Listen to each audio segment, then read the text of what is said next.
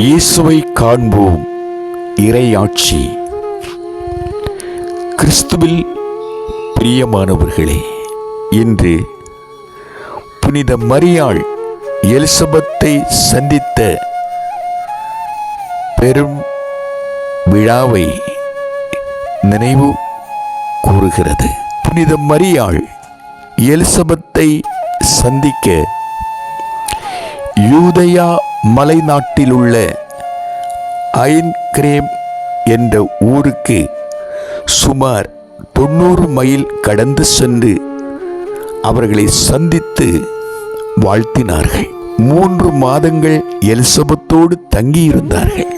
மரியாளிடம் இருந்த ஆண்டவரின் ஆவி எலிசபெத்தை முற்றிலும் ஆட்கொண்டது.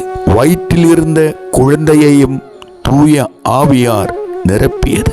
மட்டுமல்ல, மரியாளின் வாழ்த்தை எலிசபெத்து கேட்டபொழுது அவர் வயிற்றில் இருந்த குழந்தை மகிழ்ச்சியால் துள்ளிற்று. எலிசபெத் மரியாளை ஆண்டவரின் தாயென வெளிப்படுத்தினார்கள். இந்த வெளிப்படுத்துதலிலே மரியாளின் உள்ளத்திலிருந்து புரட்சி பாடல் ஒன்று வெளிப்பட்டது.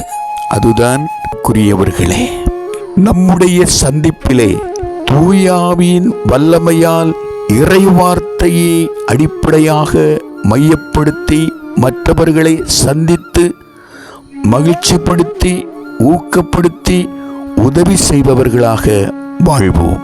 புனித மேக்ஸ்மில்லியன் கோல்வே ஃபாதர் இறக்கப் போகும் தருவாயில் இருந்தவர்களை ஊக்கப்படுத்தி அவர்களை மகிழ்ச்சியினால் இறக்கச் செய்தார். 2 மக்கபே ஆகமத்தில் 7 மக்களை தாய் மரிக்கிற வேளையில் இறக்கப் போகிற நேரத்தில் அவர்களை ஊக்கப்படுத்தினார்கள். அன்னாளை கணவர் ஊக்கப்படுத்தினார். அன்புக்குரியவர்களே, எந்தெந்த விதத்தில் மனிதர்கள் பாதித்திருக்கிறார்களோ அந்த நிலைக்கு ஏற்றவாறு நீங்கள் ஊக்கப்படுத்துங்கள். எலிசபெத் வீட்டில் வந்த மரியாள் நம்மிலும் நம் வீட்டிலும் வரட்டும்.